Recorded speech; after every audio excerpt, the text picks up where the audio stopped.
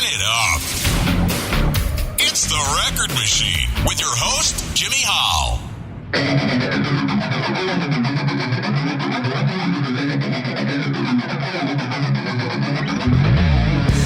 Setting the stage where bonds were made to last forever.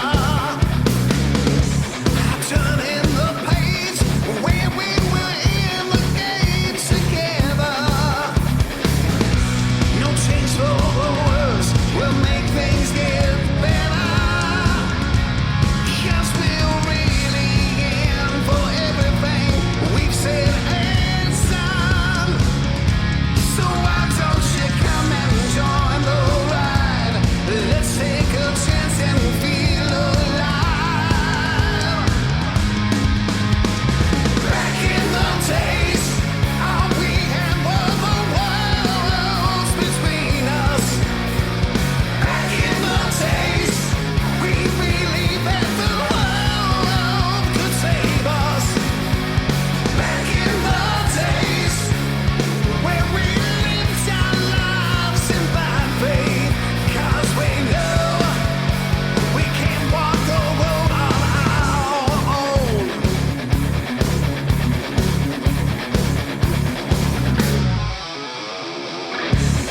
We were amazed, we didn't change just like the weather.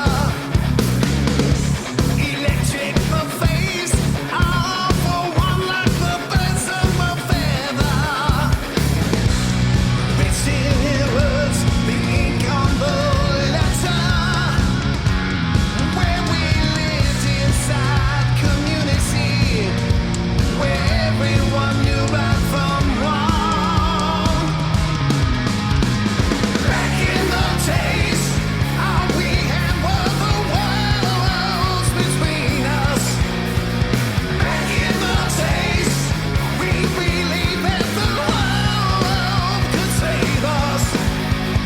Back in the days, where we lived our lives in blind faith, 'cause we know we can't walk the road on our own.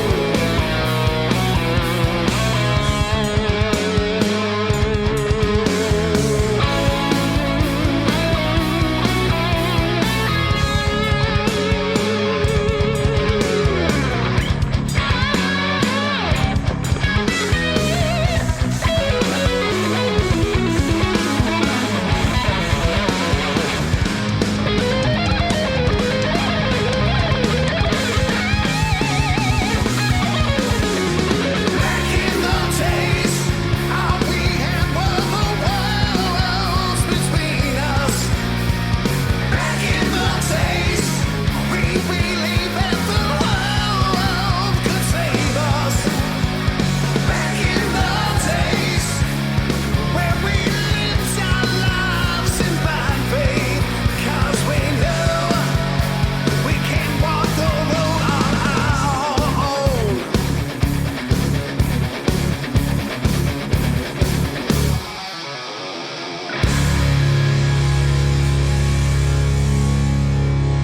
Ladies and gentlemen, heavy metal singer, songwriter David Reece is on the program. How you doing, David? Good, man. It's crazy times, huh? Yeah, How's it- that's an understatement. How's the situation in Italy? Is it, tapered off a little bit, or? Well, yeah, the death rate has slowed, and the infections have slowed, but I don't know, yesterday in my village, 9 people died. So I know that May 3rd is the tentative release date from our imprisonment. So let's see, they've changed it before, so. Yeah, the president was on yesterday, I believe, and he said they're shooting for May 1st here. Great. I guess it depends on, they're going state to state to see who has it worst. I'm assuming New York is probably not going to be open on the 1st, probably the 15th. Well, some good news anyways. I see the stock market's moving up today. That's a good sign. Yeah, this whole thing is crazy. I know. I really don't know what to believe. I mean, I just read 30 minutes ago that China upped their death rate 50% more than they've been claiming. So I think it's far worse than we're being told. Oh, I'm sure. Well, they said that they didn't tell everybody everybody about it right away, right? And that's pretty much how it got all over the place, right? Yeah, I think they had information about it kind of being a problem in as far back as December. And then you read all these, conspiracy guys who said that, the big CIA involvement in January, and they, once it started, really, what happened when it took over here, I think it really started the fire.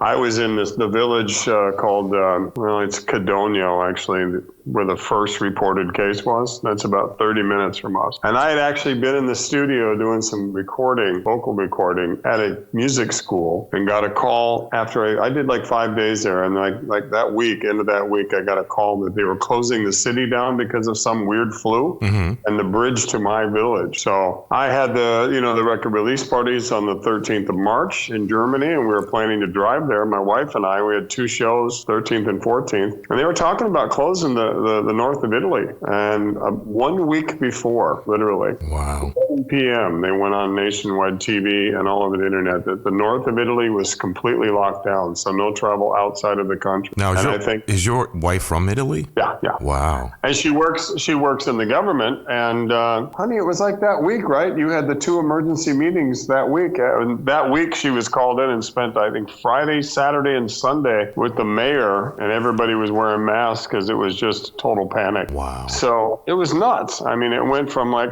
this will blow over, and then, no, this isn't going to blow over. And they closed half the country. And then I think the following Tuesday, the whole country was on quarantine. How long have you been living in Italy? Since December of 2014. Wow. You speak Italian now? Minimal. Okay. I'm rather lackadaisical. My German's far better, but I'm working on it every day. That's pretty cool, though. I think it's cool that you live in Italy. I do, too. I mean, I wouldn't be here if it wasn't for her, but I was kind of lazy about it, and I was traveling all over the world, and I'd say, when I get time, I'll practice. And then I went to school for a while, but I started in the middle of the school, and being an American, learning Italian at my age, they say it's far more difficult in my age bracket. Mm-hmm. So I had to go back to basically preschool starting, and then work my way up. Yeah. So I'll assume that even if they do open up, are you going to be going out playing, or they're not going to even allow that? Well, everything is canceled.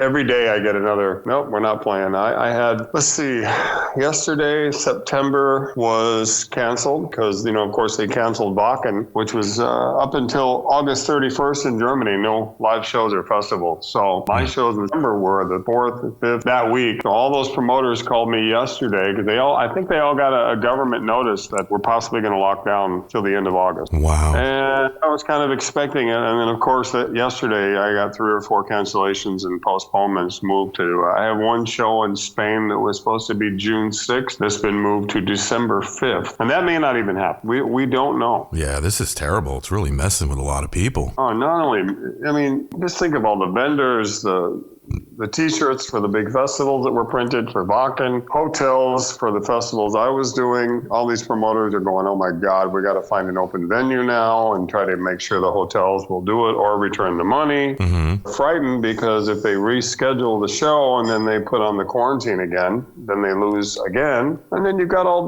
people that are doing, living a normal life, outside of entertainment, I don't know what you do, but it's killing everybody. It's killed everything. I was lucky because the album, pre-sale advertisements were a month before the release date, so I kind of missed the bullet. Mm-hmm. Sold a fair amount of records that month, and then it's still selling. And luckily, we have this thing called streaming. So our post is completely shut down. I have a mountain of mail here of CDs and T-shirts to mail out, and our post offices are. And I've been paid for all that stuff. So, I get a message every week by pretty much everybody, and I send a photo. No, it's still here in the pile, and it's going out as soon as they open it. But I offered to repay everybody. I took deposits on multiple shows, and I'm one of the only artists, and I'm proud of this, that has returned the money. A lot of these bands said, well, we're all screwed, did this together. And one of the club owners in Germany said, had I not gotten this money back from you, my family wouldn't have eaten this month. Thank you. I just went bankrupt. My club clubs, I lost my club. Wow, that's terrible. And that place has been there for 30 freaking years. Yeah, that's terrible, man. So it's just, and then you know what's going to happen. Then when this does blow over, the club owners, they're in such dire straits that I'm assuming that artists, I'm going to call myself a B- artist, status-wise. Guys like me are going to be forced into playing for free or the door because they just can't afford to compensate us. And the A-listers are going to get all the gigs, right? And maybe it's going to shift to, there's talk of just festivals only, of major headliners playing together inside or outside because they'll sell tickets. There will be no risk taken because they can't afford it. Yeah, this is really messing with a lot of people's lives, you know, like you said, not just people in entertainment, but everybody, you know? I mean, I come from a farming background, and I spoke to my Montana ranch friends. Luckily, one guy, he's cabbing right now, 400 cabs every year. He said that he contracted, I think in December, there was a high beef price going, so he went ahead and contracted every baby for the fall, but he doesn't know if he'll have diesel to haul his cattle on trucks to the stockyards in South Dakota. Damn. And they slaughtered every live animal in South Dakota and Nebraska. Normally they grow them about a year after you deliver them. Right. They killed everything they had and butchered them in case there was a mass food shortage. There are no living cattle like they used to have, thousands of cows that wait to be slaughtered. They slaughtered everything. He said it's the first time he's ever heard that. Jesus. That's the truth. No, I believe you. I just think it's crazy. But I mean, I guess you have to do what you got to do in order to survive because, like you said, they don't know what's coming next. I think, it's a government thing. I mean, this could come back as another pandemic stronger, and then they really got us. Paperless money has been already approved in Scandinavia. You know, they haven't used paper in Sweden and Denmark for a couple of years. Right.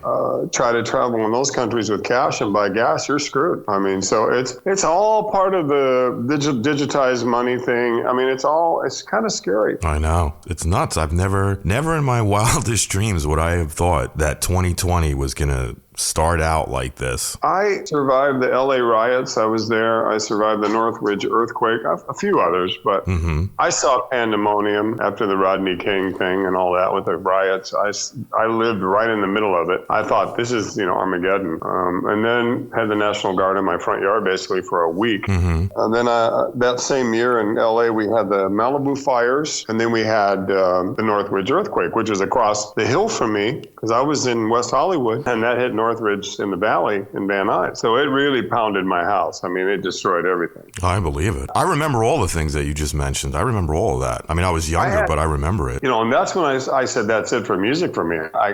Records weren't selling, grunge was happening, and I just packed up, bought a farm in Tennessee and moved. I left rock and roll and I left LA. I said, this place is going to burn in hell. In my opinion, the thing that seems to be giving people a little bit of, relief or taking their minds off of what's going on in the world is music. Speaking of, you have a brand new CD out, Cacophony of Souls, on a brand new label, El Puerto. Can you tell us a little bit about the record? Oh, yeah. I mean, my last album, Resilient Heart, we talked about that, was on Mighty Music. And I went out in February last year and March and did the U.D.O tour, which was fantastic, promoting that album. And I just wasn't satisfied with the label. And I'd been with El Puerto prior to that with that Sainted Sinners project. And they always were available, take my phone calls. We could argue, fuck you. Oh, I'm happy this way. I'm not happy that way. We could always communicate. And I found larger label, I was getting nowhere. No support, no conversation. And so during that tour, or towards the end of it, I had decided time for another album. I'm going to call El Puerto. And they said, doors open. Let's make a record.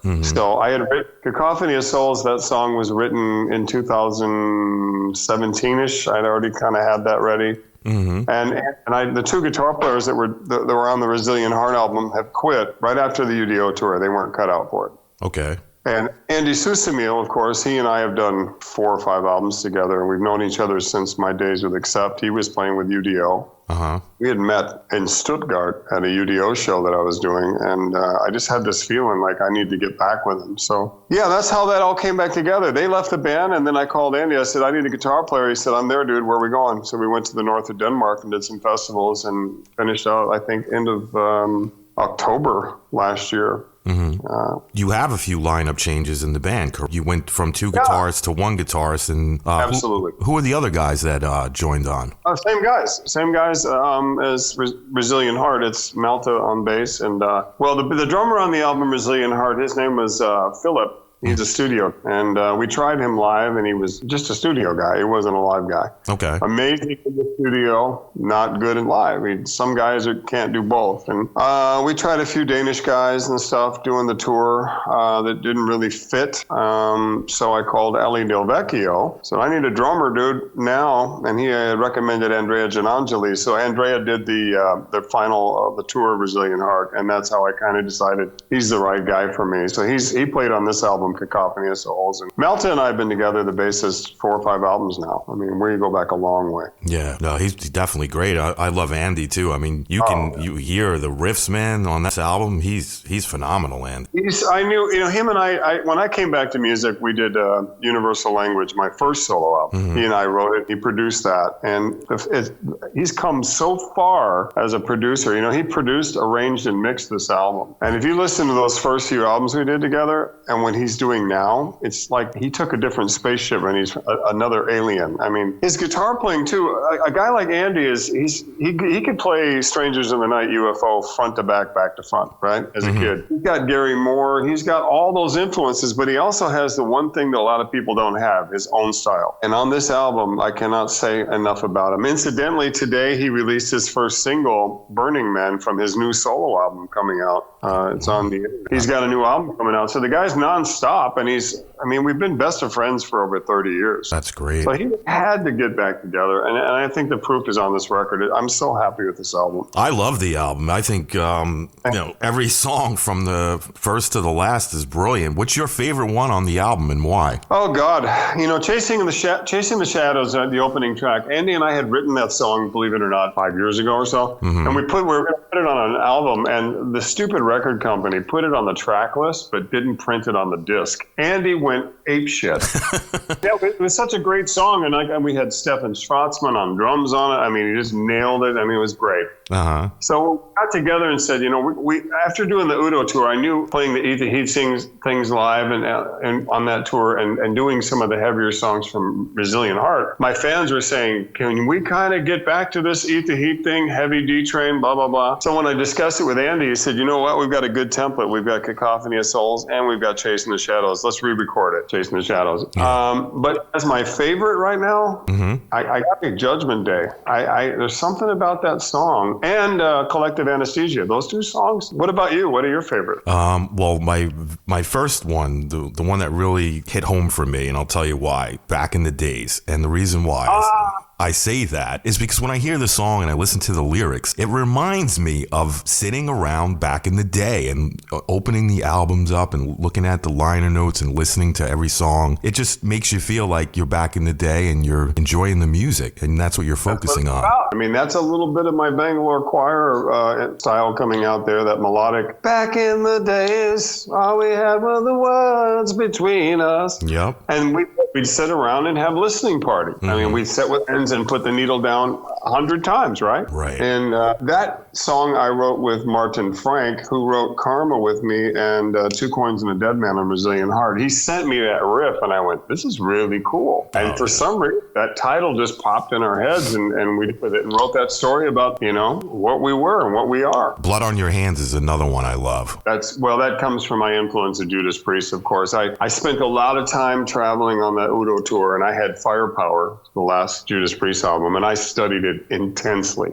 Yeah. And I went, those guys did it right. They came out with an album cover that kind of resembled Screaming for Vengeance. They went back to the raw metal. And I said, Andy, we need something like this. And boom, here it comes down. And I said, you nailed it. So that's one of my favorites too. I'd like to do a video for that one as well. And the title track, Cacophony of Souls, I love like the talking parts in the song too. I think brilliant. It was me. I know, but it's brilliant. I just love, and you talk in the first one too, right? The first track, Chasing the Shadows. Yeah, Chasing the Shadows. Yeah, I love that part. What I don't like about a lot of metal singers is they always seem to have this need to do vocal gymnastics on every note. Right. And I'm a David Bowie fan. I come from, the old blues rock singers and stuff, and they can say so much with so little, not screaming their guts out. There's a place for it. Mm-hmm. But also, I'm 59 years old. Right. And when you're doing 20 shows in a row, it's kind of nice to mix it up and save your voice. And then I discovered that, like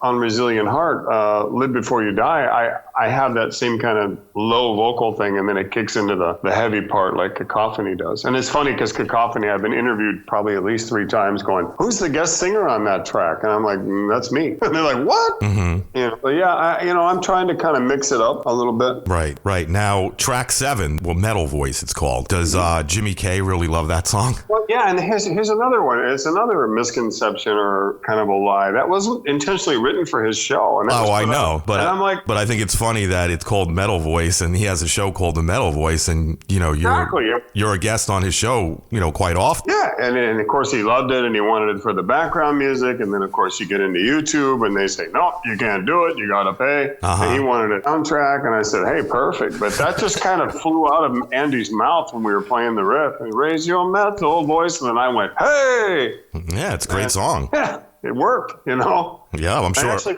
played that song live, on some of those last 8 or 9 shows we did, because Andy came in as a guitar player, and we'd written it, and I said, let's play Metal Voice tonight and Blood in Our Hands, and we just tested on the audience. And every time we did it, the crowd instantly got into the hey part, and then Blood in Our Hands, they'd say, is that the new album? Is that? And I said, yeah. People were like, fuck yeah, here we go. Yeah, those are great. So Metal Voice and Blood on Your Hands, to me, those are like the heaviest songs on the album. I love them. Now, is your brother still doing the art for your album covers? My brother is working on a video for me right now for the ballad, Another Life, Another Time. Oh, okay. Should be finished today or tomorrow. He helped me with the Chief on Resilient Heart. Okay. Like 3 other people were involved in that. It was originally, I think I told you, was the Terminator Chief, and it really didn't work. Mm-hmm. And this album cover, we kind of kept the Chief involved in the branding, but all my ideas that I had for the new album cover, nobody liked. And there was a poster done by this guy, Rendashi, who did the video Metal Voice and a few others for me. And the drummer's in the back seat, and he goes, what about this poster? This would be a great album cover. And I'm like, you really? And he goes, yeah. I show up my manager. He goes, yep, that's it. Let's go. I like it. Are you still getting orders online from your website, or you're? It's the record company told me they're very happy, but obviously I could advertise that I have CDs, and I do push the links from the label and stuff. But right now there's guys worrying about feeding their kids. Right. I don't know. I just got this weird guilty feeling about trying to like delve into people's pockets. I know I need to do it. Right. No, I feel totally bad for guys like you, because it's like that's how you make some of your money. I mean, all your bread and butter is the shows. But yeah, that and my day job, that I usually do in the summer in construction, and when I'm not touring, I mean, I work a normal job. So I know you said you didn't, you feel like bad or awkward about giving out your information like for your website, but I was going to ask you to do that because I know you do have a lot of cool stuff like cool shirts and CDs. Oh, DavidReeceOfficial.info, David Reece Facebook, all that. And if you want to buy it, and people are interested in t-shirts, I've got a mountain of stuff, merchandise for this tour in my house, and I'm not asking a fortune for it. I'm working with the economy, but I haven't really even tried to promote it, because of what people's situations are. I mean, I sold a lot of it prior to this lockdown, and it's sitting here in packages. I believe you, man. Yeah. Any final thoughts before we go? Just music is healing, bro. Like you said earlier. That's one good thing about it. We can sit down and listen to songs. My wife she's a big Shinedown fan and things like that. Every night she loves Metallica. She's in the bedroom with her headphones on. It's kind of getting her through the day. I'm writing songs. I'm not going to give up. I believe this will pass. What shape or form we're looking at in the future? Maybe virtual concerts? I don't know. I hope not. I love the sweat and the smell and the audience reaction. I hope it doesn't lead to that.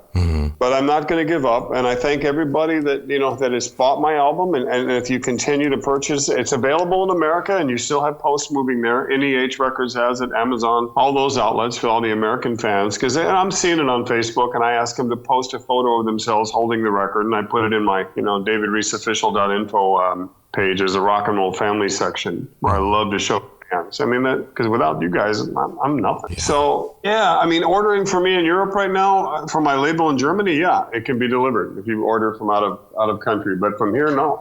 Yeah. Streaming, I really appreciate that. Spotify, I mean, use all the platforms available. I know it's not the physical in your hand, but you can listen to the music, and it is supporting myself and other artists that I know that are talking right now, doing interviews about the same thing. Yeah, I hear you, man. Well, I want to thank you for coming on. Thank you, brother. I wish this you weren't going through this. I wish you were able to go out and give everybody the live experience, and I'm sure you do too. But Well, James, I appreciate it, but we do what we do. Right. All right, buddy. Well, you stay safe, and we'll talk soon. All right. I hope so. Stay in touch with me, and if I got a bunch of new stuff coming out, I'll do a big media blitz, and we'll talk about it. And I'll get you a copy. And I thank you for liking the album. I really appreciate it. You're welcome, buddy. Stay safe. All right. All right, man. Have a good day. All right. You too. Bye bye. Bye bye.